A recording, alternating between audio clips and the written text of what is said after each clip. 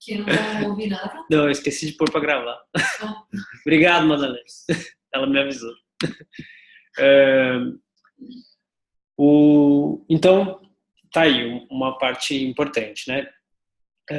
Estranhamento versus familiaridade, que é uma coisa bem, bem importante para pensar a clínica no Heidegger. O cuidado, ele vai nascer de uma apreensão do ser junto aos entes do mundo. Então, ele é esse. Eu não sei como falar exatamente, porque é difícil, porque ele não é uma tonalidade afetiva, ele não é um comportamento do ser aí, o cuidado. Cuidado é aquilo que faz com que o ser aí tenha que dar conta do mundo e do outro. Porque assim, na hora que ele se abre para o mundo, ele tem que dar conta das coisas. Ele tem que ser com as coisas, ser em relação às coisas. E é esse ser em relação que é articulado pelo cuidado. Por exemplo, a gente estava falando, eu me relaciono com a mesa e com a cadeira de uma forma específica. A cadeira não se relaciona com a mesa. Eu que crio essa relação. Então, por exemplo, você pode deixar a mesa aí e deixar a cadeira ao contrário, o que não faz sentido, né? Para a cadeira e para a mesa, isso é indiferente. Eles não se relacionam, eles não têm uma relação entre eles. Agora, eu me relaciono com as coisas. E essa relação com as coisas que é originada pelo cuidado. Deu para compreender? Esse inteirinho, é esse que cria essa minha relação com as coisas, que é o cuidado. A cadeira não tem cuidado, porque ela não se relaciona com nada. Ela está fechada no mundo dela, né? Eu estou aberto ao mundo, então eu me relaciono com o mundo. Logo, eu cuido, certo? E aí o tá, não é muito, não sei, é difícil até de explicar isso. O que você não percebeu? o cuidado. Tá. Vamos lá. Deixa eu ver. Ah lá, a Madalena também não entendeu nada.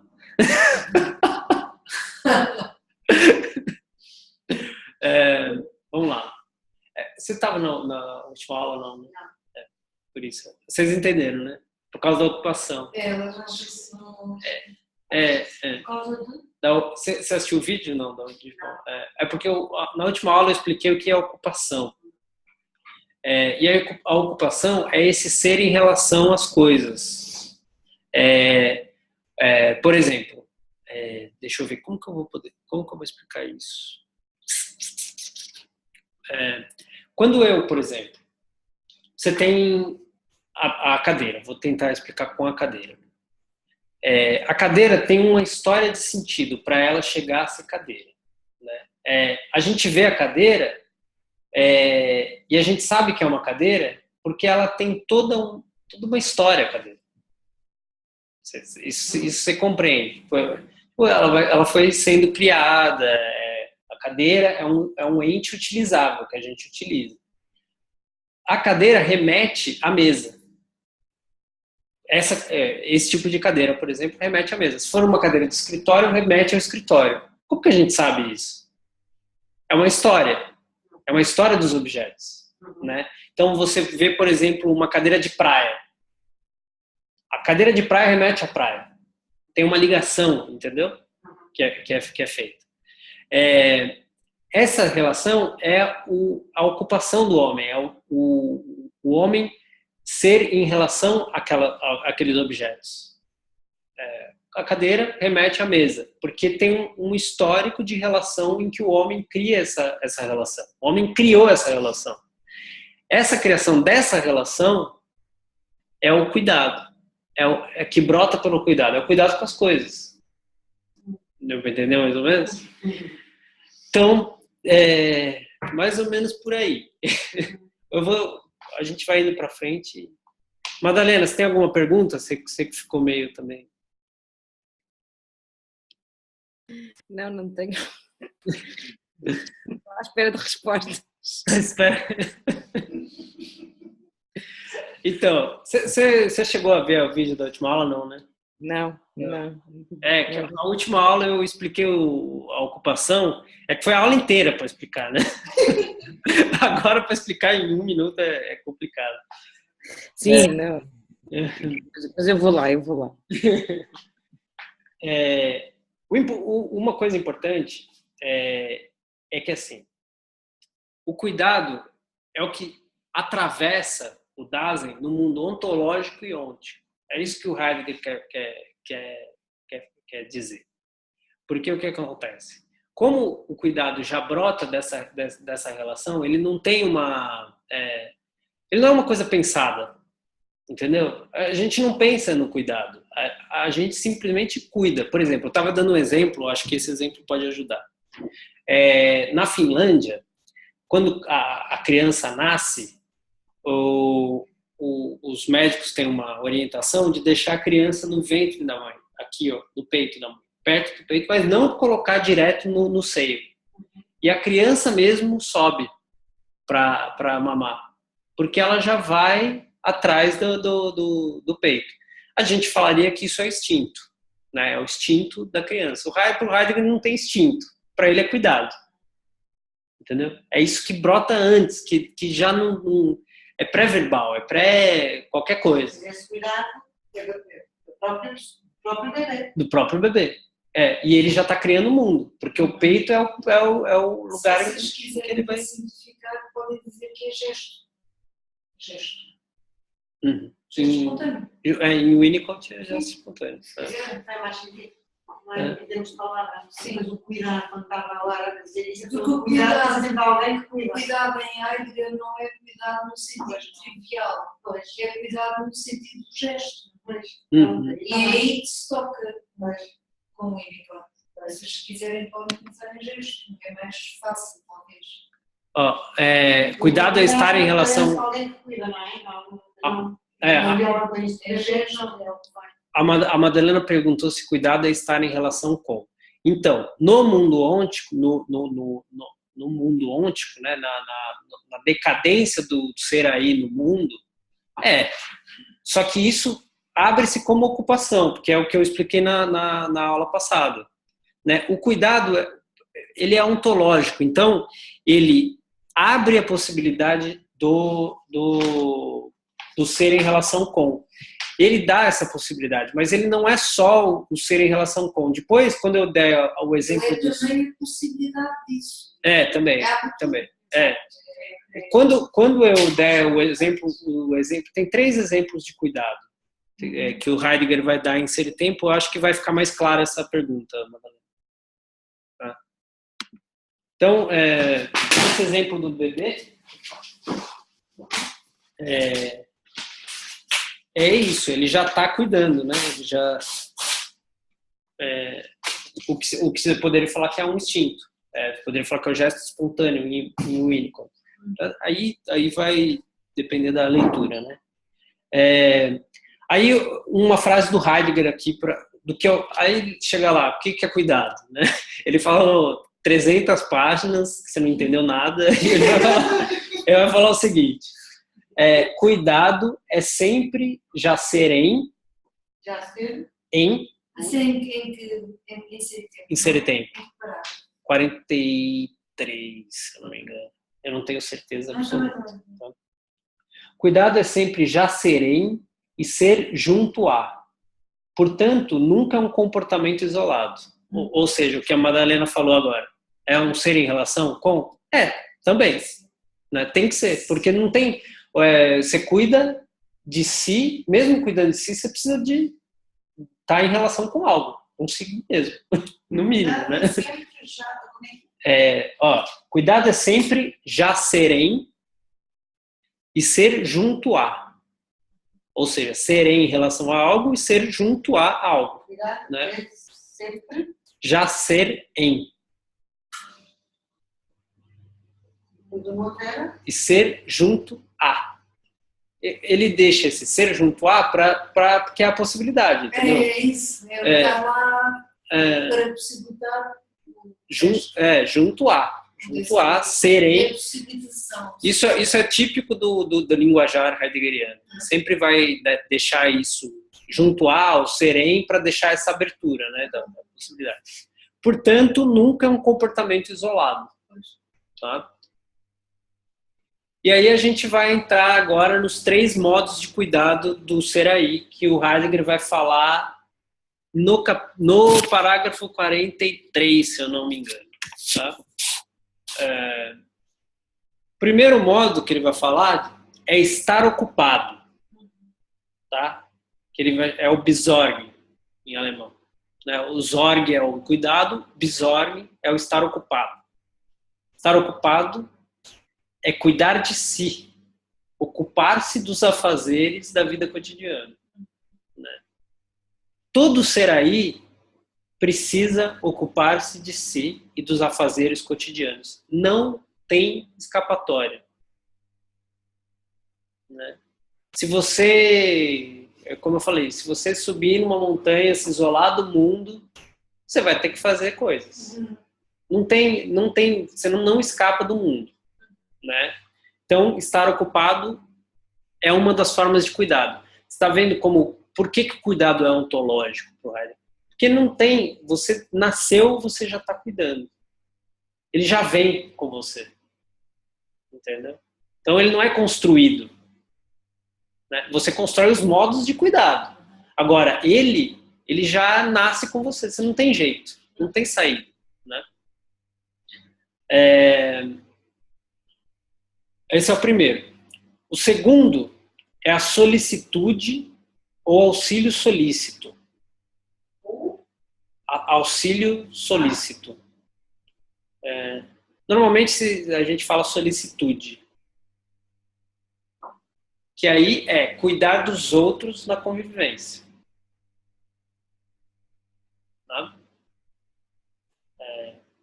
Então, o primeiro, estar ocupado consigo mesmo. Né? A sua relação consigo mesmo, cuidar de si, solicitude, cuidar do outro, né? Que aí o mais radical seria uma mãe com um filho, por exemplo, é o cuidado mais radical de todos, porque o bebê depende 100% da mãe. Né? E o terceiro é o cuidado como fundamento ontológico, que é o cuidado de deixar que o ser aceda, que o ser mostre-se. É um cuidado com o ser. Né? E aí tem uma série de maneiras que o Heidegger vai falar desse cuidado com o ser. A principal é a serenidade, a quietude, o deixar que o ser se mostre. Porque como a gente falou, o falatório, a publicidade do agente, a inautenticidade, importantes para a construção de mundo, para as relações humanas, para o Heidegger, tudo isso reprime que o ser se mostre, que o ser aceda. E o homem deixa de cuidar do ser a partir desse momento. Tá? Então, são esses 3 tipos de cuidado. Aí você vê, o primeiro com você, o segundo com o outro e o terceiro com o ser. O ser das coisas. Né? São esses 3 tipos. E aí, para a gente pensar na clínica, uma das grandes diferenças, do meu ponto de vista, de uma clínica de psicoterapia fenomenológica hermenêutica heideggeriana, baseada no pensamento do Heidegger, é que além de você ter o cuidado de si, terapeuta, que você tem que fazer terapias, tem que se resolver primeiro para atender o paciente, né? Você tem que estar bem consigo mesmo. Terapia é fundamental, né, para o terapeuta que quer atender. Além do auxílio ao paciente, ao outro, essa abertura de espaço no silêncio auscultador, assim, num silêncio muito profundo, para deixar que o ser do paciente se revele para o paciente. Sem a interferência do psicoterapeuta. Esse silêncio, como é que é? Eu falei silêncio auscultador, eu não sei se tem aqui essa palavra em Portugal. Auscultador, que é um silêncio interno, né, do terapeuta também. Não é só o silêncio da relação, da sala, é um silêncio interno, é se abrir para o paciente internamente. É ser uma clareira para o paciente, entendeu? É deixar, nesse seu silêncio interno, que o paciente seja aquele que ele é, de fato. E não aquele que você espera que ele seja, ou aquele que você queria que ele fosse, para você falar, olha, eu curei ele. Né? Tipo, veja só como eu sou um bom terapeuta. Né? Ele veio aqui deprimido e agora ele está melhor. Então, esse silenciar-se a si mesmo do terapeuta, essa serenidade que zela, né, do terapeuta, que zela pelo ser do paciente e pelo ser da relação também, né? É um dos grandes diferenciais, eu diria assim, da proposta de uma psicoterapia heideggeriana. Assim, é um dos diferenciais. Porque é esse cuidado... Eu não percebi qual é a diferença. Estás a falar de diferenças de terapia, agora não percebi. As diferenças de terapia? Então, porque assim, existe a psicanálise. Tá? Eu sou um psicoterapeuta fenomenológico hermenêutico. É assim que eu me definiria. Que ainda é uma coisa muito nova. Que é uma psicoterapia com fundamento em ser e tempo na obra do Heidegger. Foi nesse sentido que eu falei. Qual que é a diferença de uma psicoterapia com base em Heidegger? Essas formas de cuidado. É psicoterapia, eu estou falando, né? Mais psicoterapia? É. Porque o Biano também, fundamentalmente, quando ele dizia sem desejo, não é? Também, no fundo, está a falar um pouco sobre isso. Sim. É essa a abertura. Nós não tiramos, que é uma coisa que não tem da ordem do impossível, seja lá sempre, mas que não seja, que tenhamos abertura. É um esforço. É um esforço. E acho que é mais melhor para nós. Sentimos que temos o desejo, seja dessa abertura, vermos esse tal silêncio, que a mente do nosso paciente se possa expandir na nossa mente. No fundo, é um bocadinho isso que estava a dizer, não é? É esta sensação de serenidade em que nós permitimos que o outro possa avançar e que nos venha tocar em qualquer coisa e que nos faça dar sentido. Não foi assim que eu senti. Mas isso aí há sempre também. Há sempre um desejo, há sempre. Mas isto é pré, sabe? Isto é pré. É antes disso tudo. É antes disso. De facto, é uma posição muito difícil. É a tentativa de fazer isso. Né? Tender para aí. É o caminhar em direção a. Porque realmente não é possível. É o que é a utopia, né? Eu sempre caminhar em direção a, mas você não chega. É o horizonte. Tudo aquilo que nós perseguimos, não é? Já caminha para lá, é essa posição. Mas, de facto, é um trabalho permanente. É claro que há, mas assim, é claro que há outras diferenças. A gente já falou de privação existencial ao invés de transtornos, né? Tem vários outros pontos que a gente poderia falar. Mas esse do cuidado, do deixar o ser mostrar-se a si é também importante. Mas é um horizonte. É um horizonte, igual eu falei agora há pouco, do horizonte que você anda e ele vai para frente, né?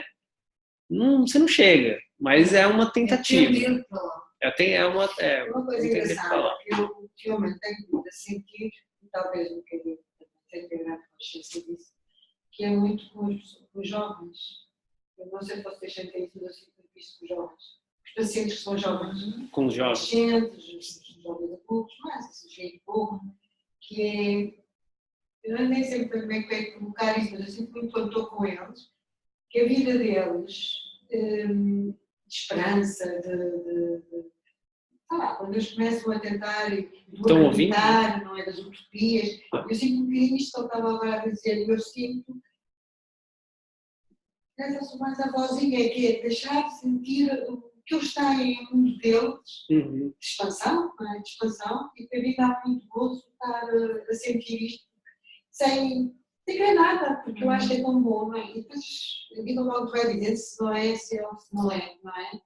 Mas eu sinto muito isto com os jovens.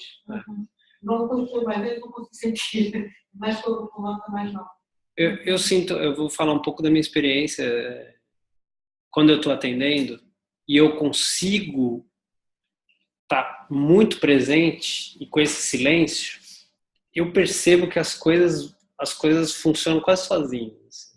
Você não precisa fazer muita coisa, você tem que estar muito presente, ouvindo o seu paciente esvaziado de si, e aí, de repente, isso dura pouco tempo, são alguns momentos na sessão. E aí parece que a pergunta que você tem que fazer para que o paciente abra uma clareira, parece que vem. Ela vem para você. Como se fosse você recebe, assim, aí você fala, tal. Aí o paciente entra naquilo e aquilo parece que tem uma vida própria, entendeu? É fazer com que essa relação tenha essa vida própria, não artificializada, o que é muito difícil. Toda relação tem um quê de artificialismo, e é normal que tem, né? Tem convenções sociais, qualquer... Agora, quando você consegue que ela seja mais própria, né? Uma relação mais própria, mais autêntica, parece que essa relação ela ganha um motor próprio. E ao ganhar esse motor próprio, no meu ponto de vista, auxilia muito o paciente. O paciente enxerga mais, né? Então, é muito difícil, mas é muito válido, assim, ajuda muito. Estou pensando na capacidade de abstração. Do quê? Abstração. Na medida que nós vamos abstraindo, Por exemplo... Eu estava a pensar isto era muito na pintura. Na pintura. Não lembro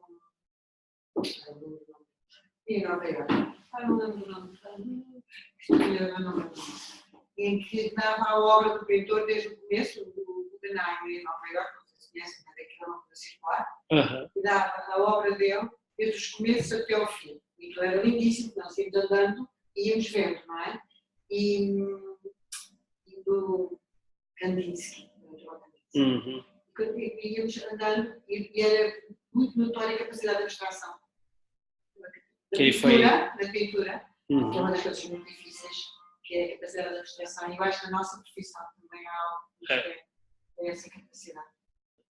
Eu vou dar até um exemplo. Eu tive um paciente uma vez, ele era homossexual, ele tinha alguns problemas com isso, porque ele foi muito... Ele sofreu muitas brincadeiras na escola, né? Ele já era uma criança afeminada. E ele tinha medo de ir no banheiro da escola, porque sempre zoavam ele, brincavam com ele quando ele ia no banheiro. Então ele não ia no banheiro na escola. Então ele ficava com vontade de fazer xixi, não ia. Ele realmente teve e ele contou isso uma vez para mim. E depois ele contou ele veio falar, eu não sei, eu tenho medo de falar em público. E de alguma forma ele voltou a falar do banheiro um pouco, né? Eu estava ouvindo, assim, eu fiquei bem esvaziado, foi um momento que eu consegui, e aí me veio de falar o seguinte para ele, num momento que ele já tinha esquecido do banheiro, assim, ele já estava falando desse medo de falar em público. Aí eu falei para ele, você não precisa mais ter medo de ir no banheiro. Eu só falei isso para ele. Porque eu senti que eu tinha que falar aquilo naquele momento, num momento específico, assim. Aquilo mudou a forma dele ver um monte de coisas. Acabou com o medo dele de falar em público. Só essa frase que eu falei para ele. Porque ele falou, quando eu fui falar em público da outra vez, veio na minha cabeça, você não precisa ter medo de ir no banheiro. Aí ele foi lá e falou, entendeu? Então, é esse tipo de relação em que você está muito inteiro, porque você ouviu o que ele falou, prestou atenção, né, numa coisa importante lá atrás, que se relacionou aqui na frente, e aí você remete as coisas, né? Você sem impor nada para ele, sem falar, é isso ou é aquilo. Não, é o medo de banheiro. Eu já sabia que era, então eu só coloquei a frase, porque estava certo daquilo, né? Mas certo não numa vaidade de terapeuta, né? Por exemplo. Então eu acho que Brotou quando disse. exato, porque veio, era o que eu tinha que falar. Eu sabia que era o que eu tinha que falar, eu falei. Né? Então, prestar atenção nesse seu mundo interno também, do terapeuta. Né? Agora, o cuidado, além desses 3 modos, tem uma dimensão temporal, que é importante também. Que é uma frase bem... Não é uma frase, mas são 3 conceitos bem importantes do Heidegger. Que o cuidado ele se articula temporalmente em 3 modos também, que é o ser-se antecipadamente. Então, o ser aí já cuida sendo antecipadamente com o mundo, ou seja, expectar o futuro, né, na expectativa de futuro, que o final é o ser para a morte, é o último ponto, né, é o ponto final do ser-se antecipadamente. O ser já em, que é o passado, né? O que já passou. E o terceiro, que é o ser à beira de, que é o ser à beira das coisas, né? Que é ocupado com os entes intramundanos, ou seja, o presente. Nessas três articulações.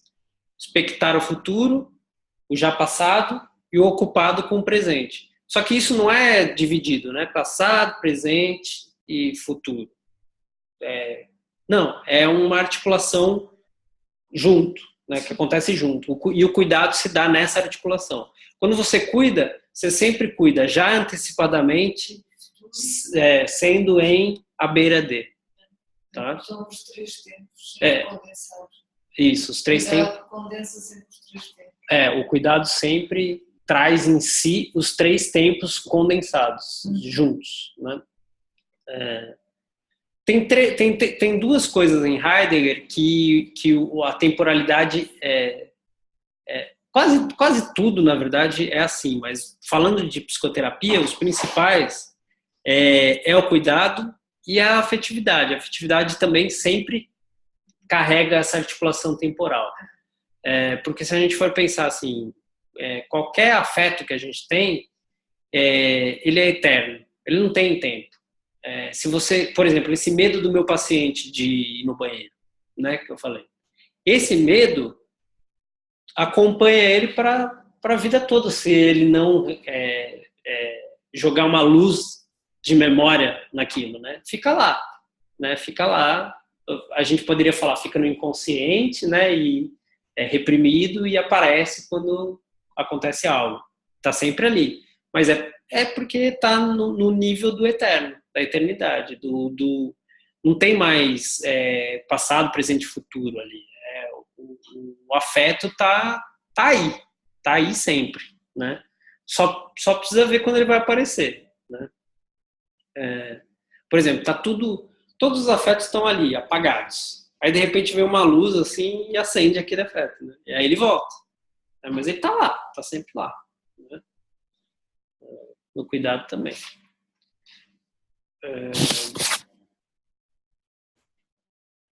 Aí, mais uma frase do Heidegger, que ele vai falar o seguinte: o ser aí é ontologicamente cuidado.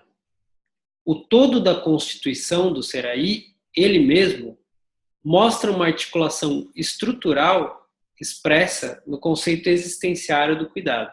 Então, toda a articulação do ser aí, desde a ontológica até a ôntica, o que perpassa essas 2 condições é o cuidado. Tá? Esse cuidar de si, esse cuidar do outro e esse cuidar do ser. Tá? O Heidegger vai falar, por exemplo, na segunda parte do pensamento dele, que o homem o Seraí é o pastor do ser, né? É o que cuida do ser, pastoreia ali, né? E quando ele se esquece do ser, o ser morre de fome. Sim. Passa fome, não tem água para o ser seca. Exato.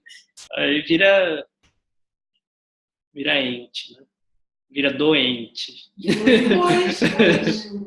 Ser doente. Ser doente. Virou ser doente. E para cá nós ficávamos disso. Na verdade, nós é que ficávamos doentes com aquilo. Andávamos a ver o texto. Ficamos todos doentes.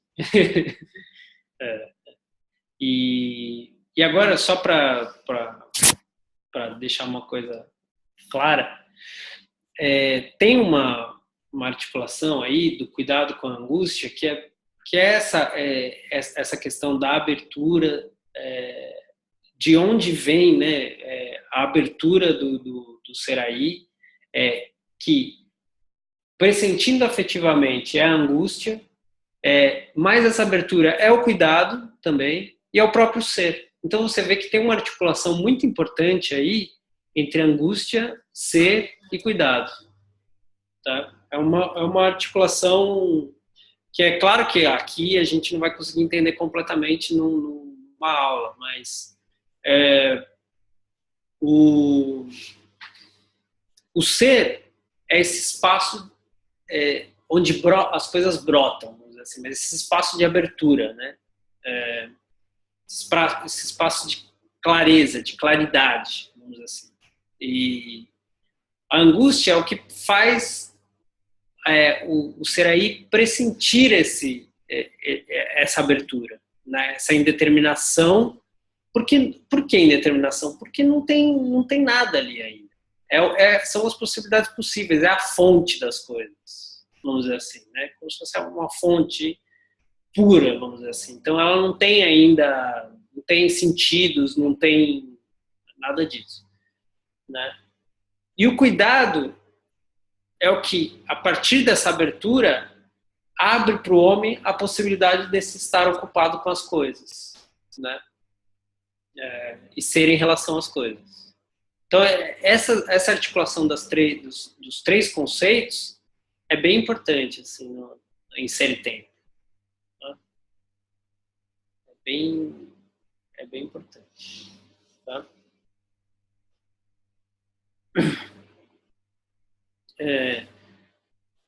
Vocês tinham... Uma das coisas, para quem não assistiu a última aula, tem a questão da ocupação, que é muito baseada na intencionalidade em Husserl. Talvez se eu falar um pouquinho rapidamente da intencionalidade, vai ficar mais claro essa parte que ficou um pouco obscurecida aí para quem não viu a última aula. A intencionalidade é o seguinte, é aquilo que abre uma referência de algo, como eu tinha falado. Você vê a cadeira não é que você, como sujeito fechado, vê o objeto cadeira e processa, como se você fosse um computador, né, processamento de dados, e você vê a cadeira. Não. A hora que você vê a cadeira já te remete para o que é uma cadeira. Para você saber o que é uma cadeira, ela tem que remeter a toda essa histórico que fez ela se tornar uma cadeira. É muita informação, né? Se você imaginar, né? A cadeira aparece como cadeira porque ela tem uma história de cadeira, né? Para ela ter virado cadeira. E o homem é aquele que, ao olhar a cadeira, ele já faz essa intencionalidade. Essa intencionalidade já se abre para ele, né? Outro tipo de intencionalidade, você está andando, você vê uma pessoa que você não gosta vindo, seu próprio corpo vai para trás, assim. Não é que você pensa, não gosto dessa pessoa, vou atravessar a rua. Muitas vezes você já faz assim, aquela pessoa, o que ela significa para você já remete ao seu próprio corpo querer sair, né? Isso pode acontecer. Então, essa abertura de intencionalidade é o que possibilita a ocupação com as coisas, né? Você se ocupa das coisas porque você tem uma relação intencional com as coisas, de intenção, né? E que se revela, não é uma coisa... a gente tem muito essa mania de achar que a gente processa coisas como se a gente fosse uma máquina, né? Porque a gente tem um discurso mecanicista na nossa sociedade. Então eu vi uma cadeira e fiz um processamento de que aquilo é uma cadeira. Então, você viu a cadeira e ela abriu a possibilidade de você intencionalizar que ela é uma cadeira, por toda a história da cadeira, por tudo. Sempre que uma aprendizagem, não é? Eu estava a pensar numa criança, isto não é uma criança, não é. Isto não é uma cadeira. Mas ele já se relaciona com a cadeira. Mas não sabe que é uma cadeira. Mas ele já tem uma relação com a cadeira. Aí ele vai começar a descobrir a cadeira. A cadeira vai clareando para ele, né? Sim. Nós, quando nós temos uma cadeira, temos uma representação da cadeira, não é? O bebê aprende. Na própria... Nós aprendemos o que é uma cadeira. Nós aprendemos. Se a relação, tudo bem. Mas o que fazemos, mas é uma aprendizagem. Claro, mas em que momento se deu a aprendizagem do que é uma cadeira? Alguém chegou e falou, olha, a partir de hoje, isso é uma cadeira na criança. Não, porque é na própria relação com a cadeira. Aí ela vai ver os homens, as pessoas sentando, claro, isso é o aprendizado. Cadeira. Aí ela aprendeu o que é cadeira. Mas a relação dela com a cadeira já é relação, né? Ela não precisa... Se você soltar uma criança aqui, ela vai se relacionar com as coisas antes de saber o que são as coisas e antes de saber se pode, porque se tiver uma faca, ela vai pegar a faca também. Se tiver uma arma, ela vai pegar. Exato, a mesma... Por quê? Porque ela está numa relação de ocupação. Isso é ocupação, não é o aprendizado. A ocupação é o querer descobrir, o querer pegar, o querer né, se relacionar. O motivo da obra o homem esqueceu-se de perguntar pelo ser. Isso. Portanto, é muito neste sentido de que deixou de se preocupar, de pensar esta relação de alguma forma pré-verbal, pré-conhecimento, pré-tudo, que é ontológica. Isso. Porque senão fica uma espécie apenas de como nós estamos a usar técnico, não é? Uma espécie de representações em que tudo corresponde a qualquer coisa, a um encaixe, não é? E as pessoas estão de uma forma muito a excesso de sentido, mas é um excesso de sentido saturado. Dizer, que não há o ser, não há botar qualquer coisa, fica tudo entupido. Madalena, tchau, um prazer. Quando a gente retornar, a gente avisa, tá bom? Tá bom, boa sorte. Obrigado. Tudo bem. Para você também, bom dia. Beijinhos, adeus. Acho que já deu a hora mesmo. Sim. Então, é isso. Espero que tenha dado para entender. Eu tinha falado, já você não estava aí, nem a Ana, viu, Ana? Que eu vou ter que parar um pouquinho com o grupo, porque eu estou na minha tese de doutorado, eu cheguei num ponto que eu não tenho tempo para mais nada, vamos dizer assim, sabe? Que ou eu faço a tese ou eu respiro. Estou tentando respirar também, um pouco. Então, depois já tem ideia de quando vão começar ou não? Então, a minha ideia é a gente bolar algum curso mais tiro curto, assim, por exemplo, a 4 encontros. Bem estruturado, assim, com pontos específicos, a gente faz esses 4 encontros, todo mundo já fala, vou nesses 4 encontros eu vou. Aí a gente se reúne, faz esses 4 encontros e depois a gente faz o outro, assim, conforme for, né? Para ficar uma coisa mais estruturada. Ana, este modelo então agora acaba, não é? E depois fazemos uma outra tranche, é isso? A gente tenta fazer uma coisa mais estruturada e fechada, por exemplo. para não ficar tão aberto, a gente faz, vamos fazer 4 aulas sobre tal assunto específico. Sim. Tá? Ok. Mas aí a gente avisa, tá? Tá bem. Vou pensar. André, eu depois peço-lhe as aulas que não assisti, mas depois mando uma mensagem, porque já não estão ativas no... Pode me mandar que eu te mando. Tá bem. Tá? Ok, obrigada. Tá. Ana, Então, muito obrigado, viu, pela muito obrigada. Também não participei muito, porque ainda estou com um bocado de febre, mas pronto, foi muito, muito bom. Obrigadíssima. E agora também quero ver as aulas que faltei e depois vou pensando melhor. Obrigada a todos. Aí, quando a gente se encontrar de novo, vai ser legal. Tá bom? Ok, tá. Tchau, beijinho. Beijinho a Rosário também e a todos. Obrigada. Tchau.